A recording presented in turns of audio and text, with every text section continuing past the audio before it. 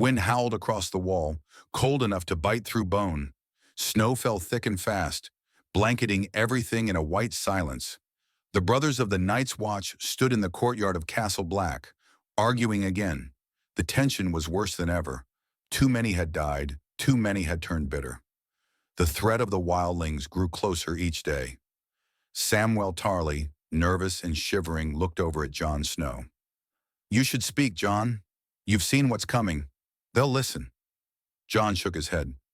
"They don't want to hear from a bastard. They want orders from someone they respect." But things were falling apart. Lord Commander Mormont had just died during the mutiny at Craster's Keep. The watch was leaderless, broken, and full of fear. Some men wanted Sir Alistair Thorne as commander. Others whispered names that didn't matter. The wall was crumbling from the inside, and winter hadn't even begun. It was Maester Aemon who finally spoke up. "The watch needs a Lord Commander who has seen the real enemy, who has bled beyond the wall, and who puts duty above pride," he said to the gathered men in the hall that night. "The watch needs Jon Snow."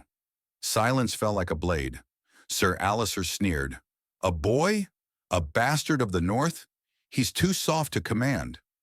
But others had seen Jon fight. They had watched him lead a group back from the wild, wounded but alive. They remembered how he had killed Qhorin Halfhand and earned the trust of the wildlings, just to return with their secrets. That night the vote was taken early, faster than anyone expected. To everyone's shock, maybe even Jon's own, he was chosen. He didn't smile. He didn't celebrate. He just stood up, eyes hard, heart beating like a war drum. "I didn't ask for this," Jon said in a quiet voice, "but I will not run from it. We stand on the edge of something darker than death. We either hold the wall, or everything we know burns." From that moment, things changed. Jon made decisions no one expected.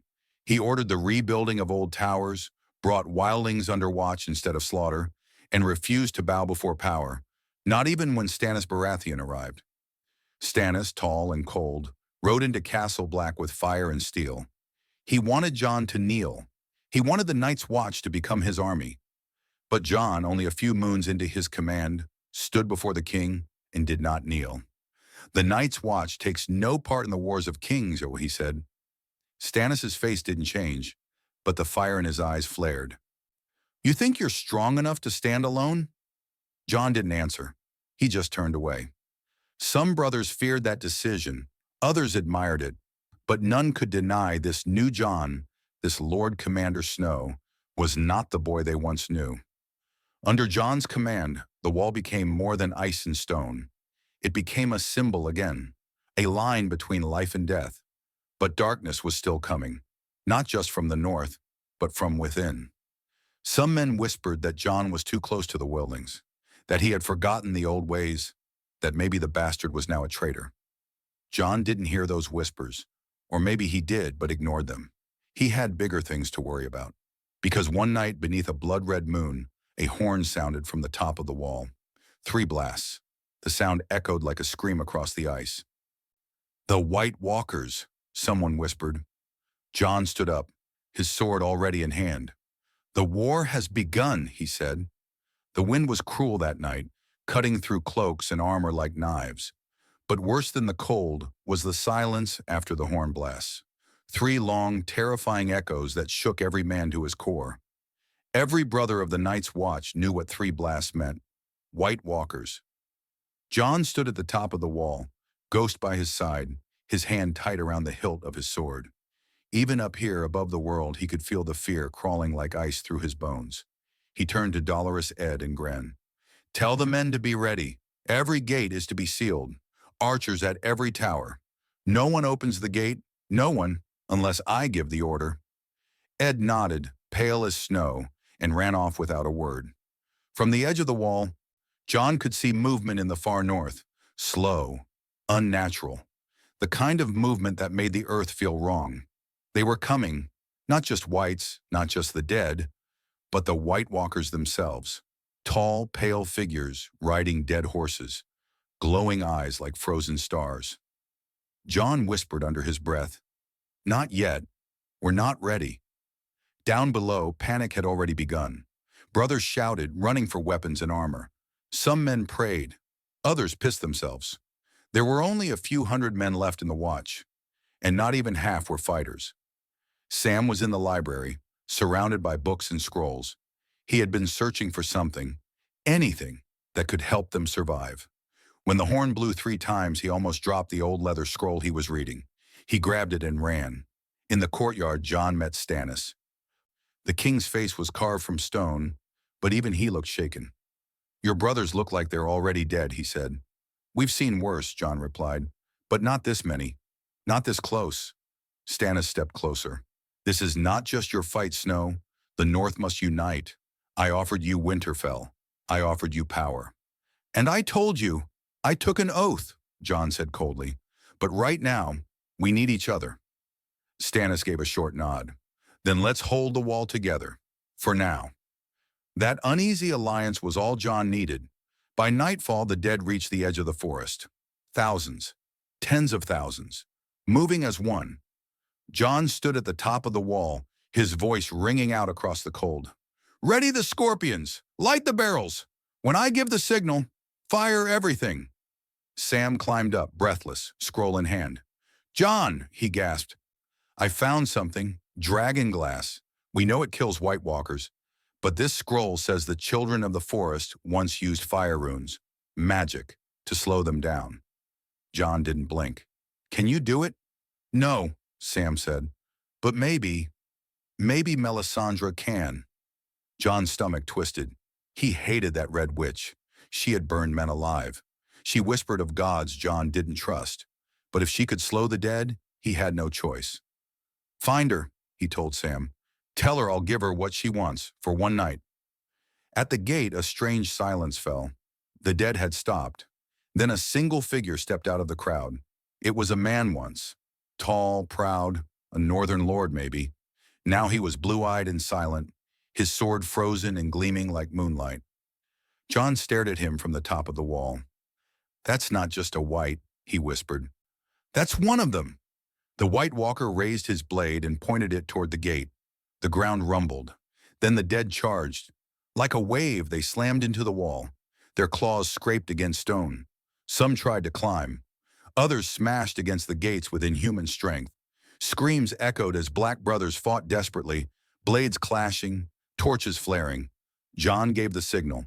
"Now!" Flaming barrels dropped. Arrows rained from the sky. Scorpions fired, spears shattering bones and ice. Still they came. In the chaos, Jon saw something impossible. A giant. Not one of the free folk. A dead giant, its face twisted with rot, its eyes glowing blue. It crashed into the gate with a roar that shook Castle Black to its foundations. The gate splintered. Jon leapt into the fight below, Longclaw flashing. Ghost was already tearing into the dead, his white fur stained red. Black brothers fought around him, some screaming, some silent. A white lunged for Jon. He cut it down. Another grabbed him from behind. He smashed its skull with the pommel. But the real terror came when one of the White Walkers stepped through the smoke. Tall, cold, silent. It locked eyes with Jon. Longclaw, Valyrian steel, burned in his grip. Jon didn't run. He raised his blade and charged.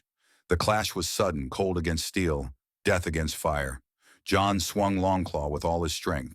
The blade met the White Walker's icy sword in a burst of frost and sparks. The force of the impact sent a shock through Jon's arms, but he held firm, teeth gritted, muscles burning. The White Walker didn't make a sound. No battle cry, no grunt. Just a silent, relentless advance, its face emotionless, its eyes glowing like 2 pale moons. Jon struck again, this time lower, trying to slice at its legs, but the creature moved like mist, avoiding the blow with unnatural speed. Then, with terrifying grace, it countered. Its sword came down fast, deadly, aiming straight for Jon's chest. He barely blocked it, the strength of the blow pushing him back across the blood-soaked ground. Around him, the courtyard was a storm of fire and screams. Black brothers were falling. The dead were rising faster than they could be burned. Ghost was wounded, limping but still fighting, and the gate was now completely gone. Jon had no time to think. The White Walker charged again, blade raised. But Jon didn't move. He waited until the very last heartbeat, then sidestepped, swung long claw in a perfect arc. Crack! The Valyrian steel sliced clean through the walker's arm. Its sword clattered to the ground, vanishing in a hiss of frost. The creature staggered. Jon didn't give it a chance to recover. With a roar, he drove Longclaw straight through its chest. The White Walker let out a high, sharp screech, like ice shattering in a burning fire, and then exploded into shards of snow and frost, vanishing into the wind. Silence fell, if only for a moment, but Jon didn't celebrate. He turned, eyes scanning the chaos. There were too many. Even with one walker down, the dead kept coming. Every man who fell rose again. Even some wildlings who had sought refuge days earlier had turned. The courtyard was filling with corpses that refused to stay dead. Suddenly, a deep, dark voice echoed across the field. Not loud, but ancient, chilling. Jon looked up and saw him, a figure on a dead horse, crowned in ice, robes of dark blue shadow flowing in the wind. The Night King. He didn't move. He only raised one arm. Jon shouted, "Archers, bring him down!" But before the first arrow flew, the Night King lowered his hands slowly, and the bodies around Jon began to twitch. Every corpse in the yard started to rise. Even the brothers Jon had just fought beside. Owen, Pip, Gren. Their eyes opened. Dead, pale, wrong. "No," Jon whispered. "Not them." Suddenly, a huge wall of fire exploded near the gate. Melisandre. She stood in the center of the flames, arms outstretched, chanting in the ancient tongue of her god. Her red robes flowed like blood in the firelight, and behind her stood Sam, scrolls in hand, shouting instructions to a group of frightened builders who were trying to copy the symbols she'd drawn into the snow with ash and salt. Jon ran to her, slashing through whites along the way. "Whatever you're doing," he said breathlessly, "do it faster." Melisandre's eyes glowed like embers. "The fire must finish the circle. When it closes, they cannot cross." "They're already inside," Jon shouted. "Then hold them off until the fire seals it," she answered calmly, "or die." Behind them, one of the giants roared and stormed through the watch's outer hall. Two men were crushed beneath its feet like dolls.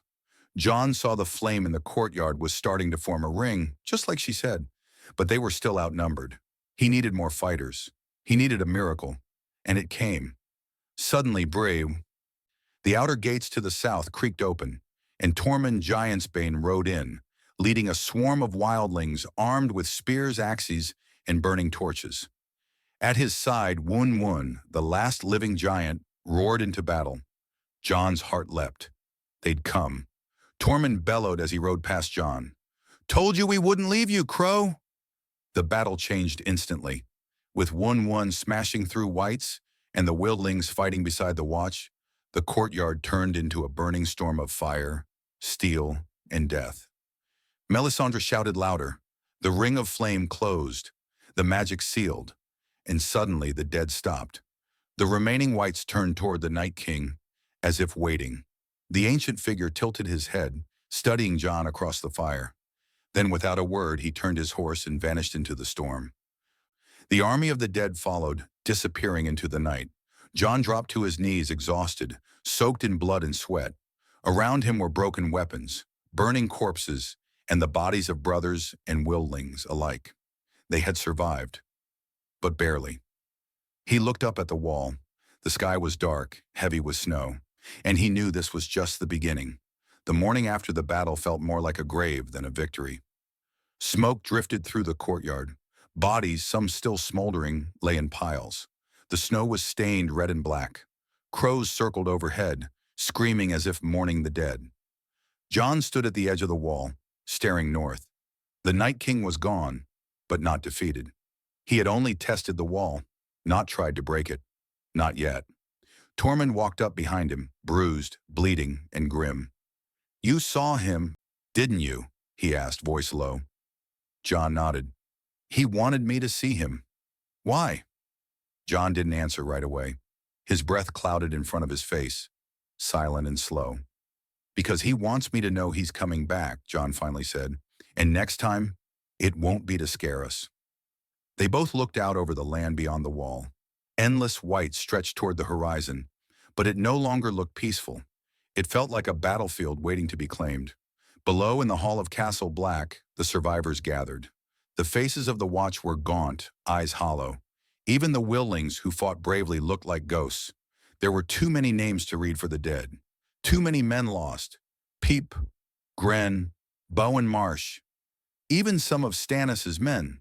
The fire had saved them, but it had also burned a cost into everyone.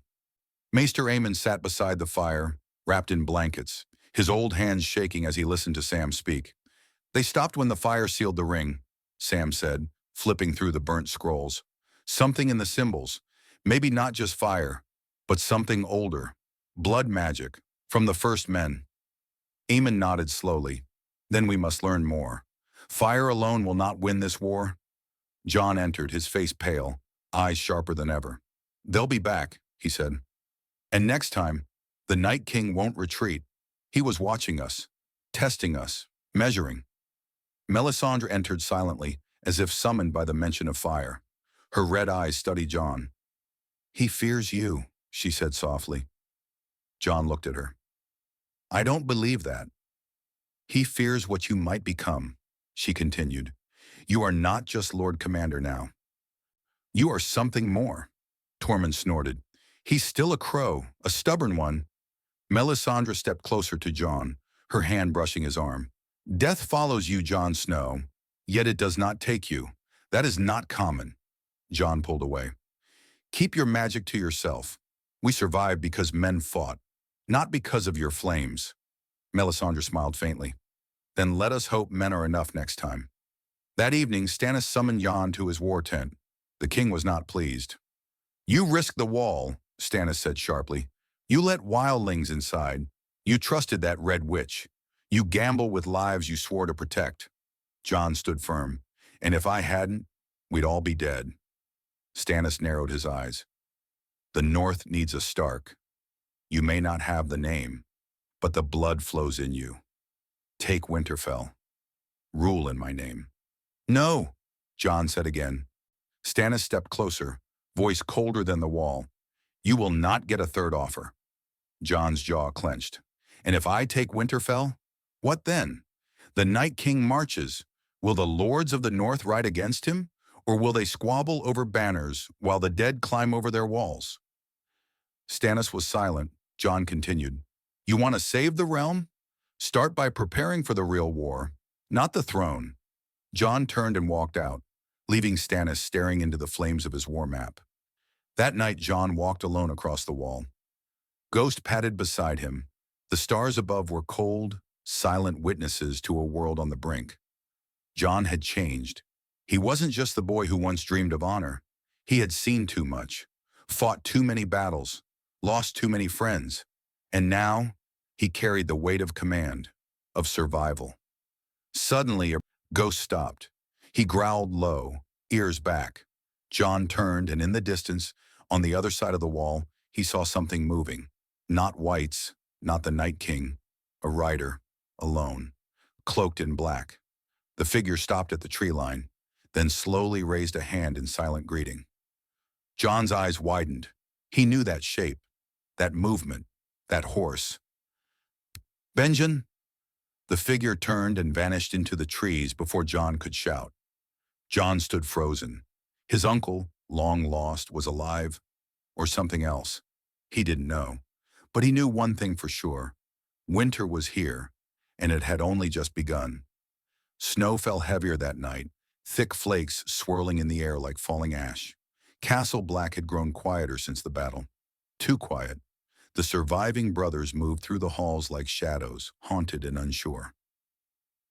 They looked at Jon not just as Lord Commander now, but as something else, something more. Some feared him.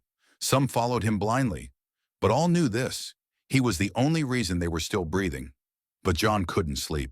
His mind kept going back to the figure beyond the wall. Benjen, or whatever was left of him. He knew what he saw.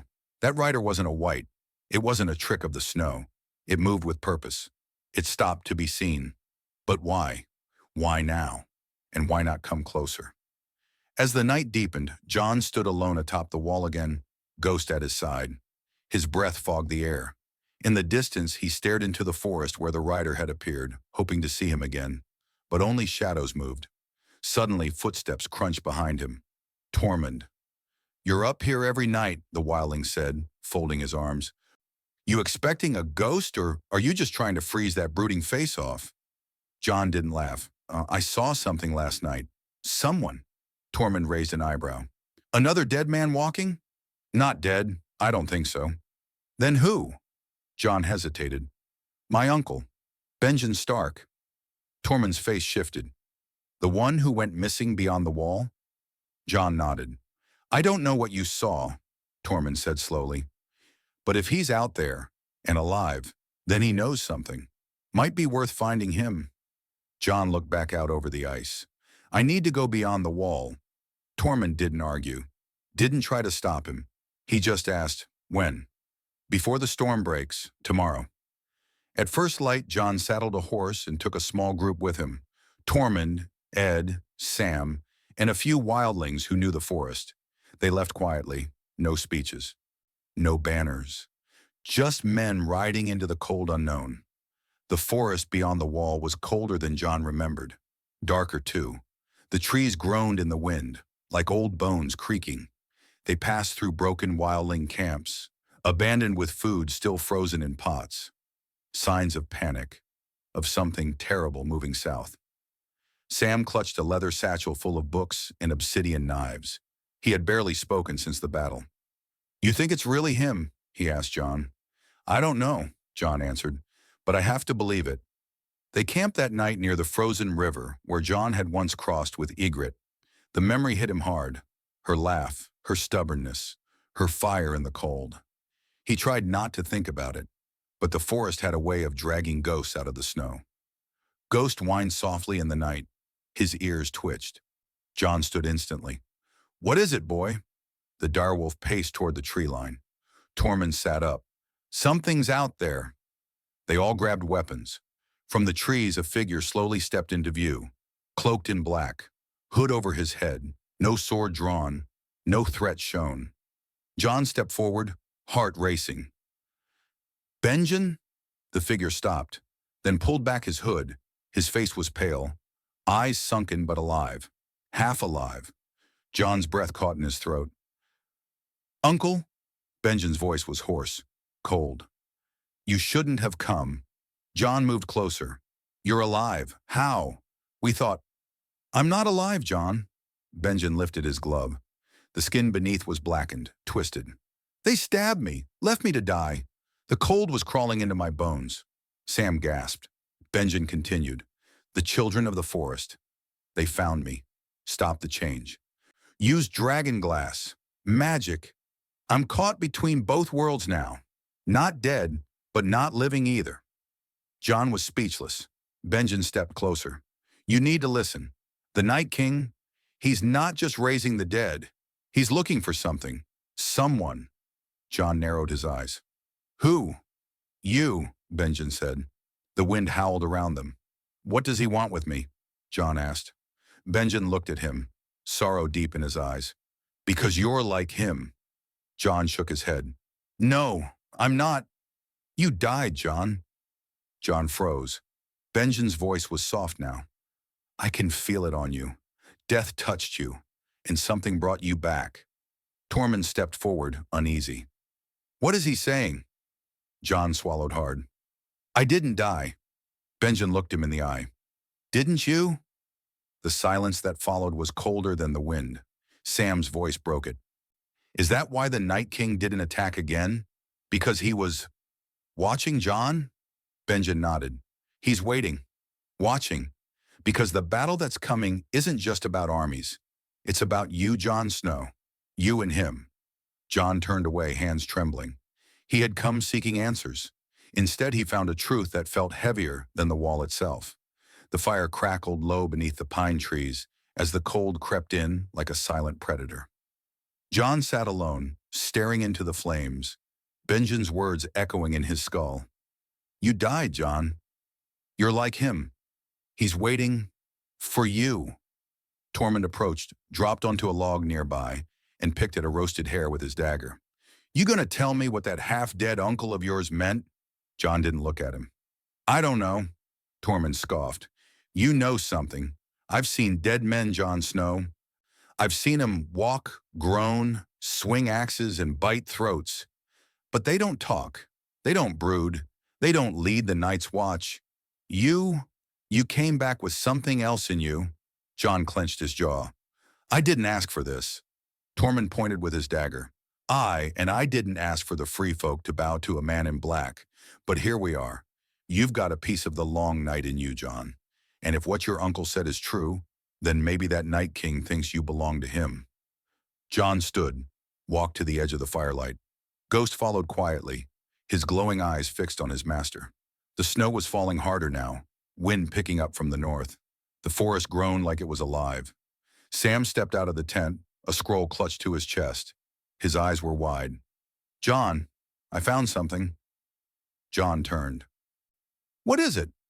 Sam spread the scroll on a flat stone and pointed at the faded ink. This isn't about how to kill White Walkers. It's a prophecy, a very old one. Tormund groaned. Here we go, another bloody prophecy. Sam ignored him. It's from the old masters of the Citadel, copied from the records of the Children of the Forest. It speaks of a shadow-blooded man, born of ice and fire, who stands at the gate between life and death. He looked up at Jon. That's you. Jon shook his head. I'm no savior. Sam stepped forward, more serious than Jon had ever seen him. You were stabbed through the heart, Jon. You were gone. And yet you breathe. Do you think that just happened? No magic is free. You came back for a reason. Tormund threw his hands up. I believe it. Makes sense. Of course it's Jon Snow, the brooding bastard who saves the world.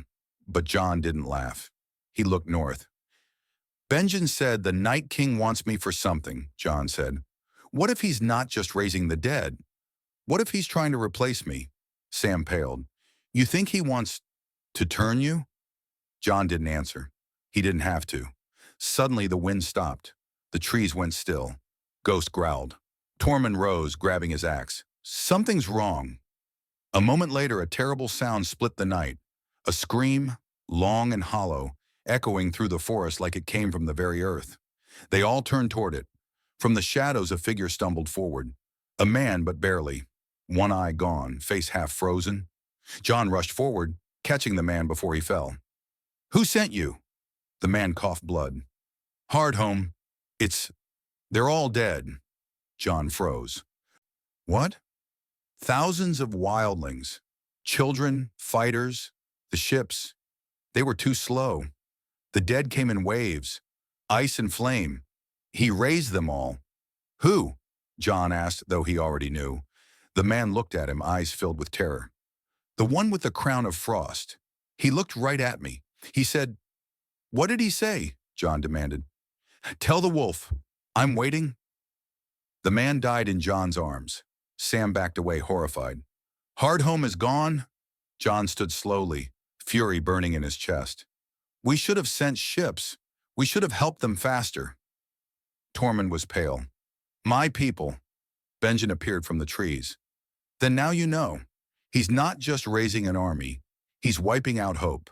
Town by town, camp by camp. Jon clenched his fists. I won't wait for him to knock again. We strike first. Tormund looked at him like he was mad. Strike? You want to go to him? If I'm part of this prophecy, Jon said, voice like ice, then I'll face it head on. I want to know why he wants me. I want to look into his eyes and see what he sees. Sam trembled. And if you can't come back, Jon looked at them both. Then burn my body. Benjen stepped forward. You go north. You'll need more than courage. You'll need something that burns brighter than fire. Jon nodded. Then let's find it. The snow was blinding now, falling so hard it erased the horizon. Every breath felt like breathing in knives. Jon rode at the front of the small column, just 10 riders, moving deeper into the haunted lands beyond the wall. Ghost padded silently beside him, eyes glowing red in the storm. Behind him followed Tormund, Sam, Benjen, and a handful of hardened wildlings who knew the land better than any map. They were riding into the heart of death, north of the wall, north of the haunted forest, north of everything that made sense. They had left the safety of Castle Black days ago, left behind the wall's illusion of protection, left behind hope in some ways. Jon wasn't riding to scout or spy. He was riding to confront the Night King. Benjen guided them through forgotten trails. The Night King doesn't wait in one place, he said, but he returns to one again and again. An ancient place, before the wall, before kingdoms. The dead call it the Frozen Vale. Jon glanced sideways. And you know the way? Benjen didn't answer, but his black horse never slowed. That night they camped beneath the twisted remains of a giant weirwood tree, its red leaves stripped by the wind, its face worn smooth by time. Sam studied it, uneasy. This place feels wrong, he whispered. Tormund rolled his eyes. Everything north of the wall feels wrong to crows, but even he kept his axe close as they built the fire. Benjen sat apart as he always did, his half-dead face hidden beneath his hood. He hadn't eaten. He didn't sleep. Jon watched him, wondering how much of his uncle was truly left. As the flames crackled, Jon stood, looking up at the stars, barely visible through the clouds. I used to dream about being someone, he said quietly. Not a bastard, not a steward. Someone with a name that meant something. Sam looked up from the fire. You became that. You became more. Jon turned. At what cost? Sam hesitated. You're afraid. I'm not afraid of dying, Jon replied. I'm afraid of what I'll become if I don't. Before Sam could answer, Benjen stood. He's near. Everyone froze. How do you know? Tormund asked. Benjen didn't turn. The cold. It speaks when he's close. The dead hum beneath the snow. Then they heard it too. A distant sound. Not footsteps, not wind.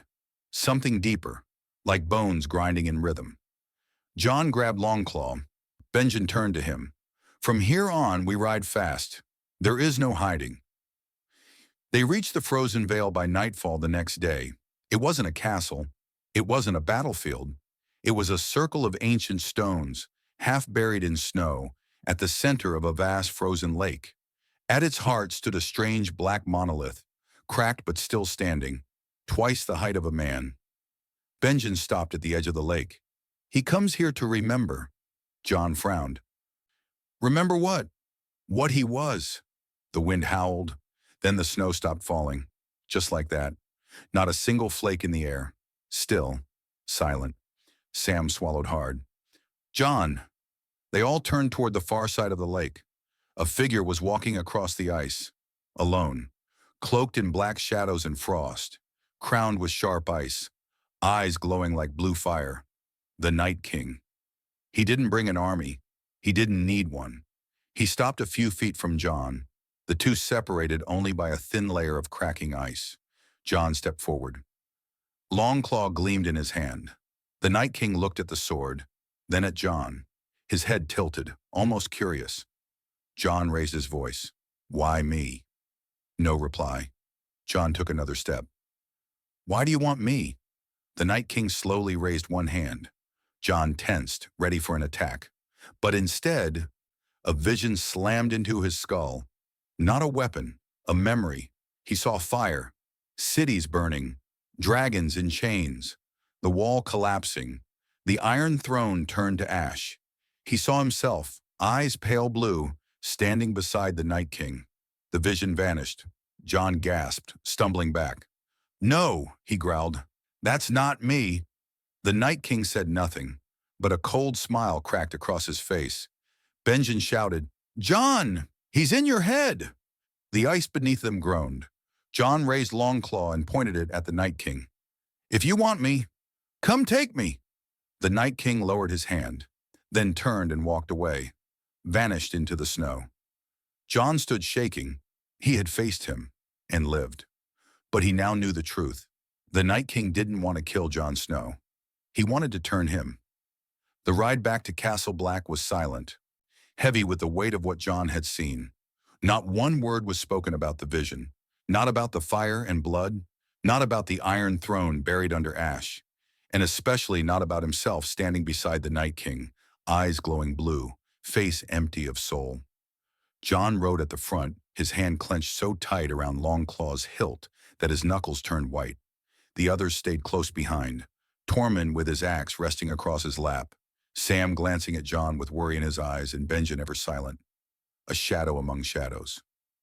When the wall came into view days later, towering and cold as always, Jon didn't feel relief. He felt dread. Because something had changed in him, not just the visions. The Night King had touched his mind, and a part of him still felt cold. Inside the halls of Castle Black, news had already spread of Jon's return. Brothers lined the courtyard, some with hope, others with fear in their eyes. They had heard rumors. Jon went north alone, faced the Night King, came back, different. Jon dismounted, his face unreadable. Sir Alistair Thorne approached, stiff and wary. "You were gone longer than expected, Lord Commander," he said carefully. Jon didn't look at him. "Is that concern, Thorne?" "Just an observation." He looked past Jon at the riders. "You didn't bring back an army." Jon's eyes flicked to him, sharp and cold. "I brought back a message." Thorne raised an eyebrow. "From who?" Jon walked past him. "Death." That night, Jon called a council. Every senior brother, every wildling leader, even Melisandre and Stannis were present. Jon stood at the head of the table, tired, pale, but burning with purpose. "They're not marching on us yet," Jon began. "But they will. The Night King doesn't just want the wall. He doesn't just want to kill us." Stannis crossed his arms. "What does he want then?" Jon looked down for a moment, then back up. "Me." A quiet ripple spread across the room. "He came to me," Jon continued. "Not to fight, not to kill, to show me what he sees. He believes I belong to him." Tormund slammed his hand on the table. "Then we kill the bastard before he gets the chance." "It's not that simple," Sam said nervously. "He's not just a man. He's magic, ancient magic. He's part of a curse that goes back thousands of years." Melisandre stepped forward slowly. "I warned you. He is more than death. He is the memory of death. He remembers a time when the world burned with ice." Jon turned to her. "You knew this might happen." "I suspected," she said. "Your return from death, it changed the balance. The gods of light and dark see you as a key, and so does he." Stannis' face was stone. "If the Night King wants Jon Snow, then we use him as bait. Draw him out. Kill him, end this madness." Jon narrowed his eyes. "And if I fall? If he takes me? What then?" Melisandre looked at him quietly. "Then we burn what's left." Later that night, Jon stood alone before the black pool in the cave beneath Castle Black. The glass candles, old relics found years ago, glowed faintly with heatless light. He stared at his reflection. The scar from his stab wound still marked his chest just over his heart. He had died. He remembered the cold, the emptiness, but he hadn't returned empty. A whisper echoed behind him. "You fear what you are becoming." Jon turned sharply. Melisandre stood at the edge of the shadows. "I fear what I might lose," Jon answered. She walked toward him, her red eyes burning. "You will have to choose soon, between who you were and what you are now." "I'm still Jon Snow." "For now," she said. "But if you are the balance, then tipping too far toward light or dark will destroy the world." Jon shook his head. "I'm not a god. I'm just a man." "You were," she whispered. "Now you're something else." In the weeks that followed, Jon prepared. Not just with weapons, but with strategy. He had the wall reinforced, ancient tunnels sealed, new dragon glass weapons forged. Sam scoured every book for clues. Melisandre performed rituals at dawn and dusk, drawing fire runes into the snow. Jon trained like never before, not to lead, not to command, to survive. He knew the Night King would come. He knew it would be soon, and he knew that when the time came, it wouldn't be an army that would decide the war.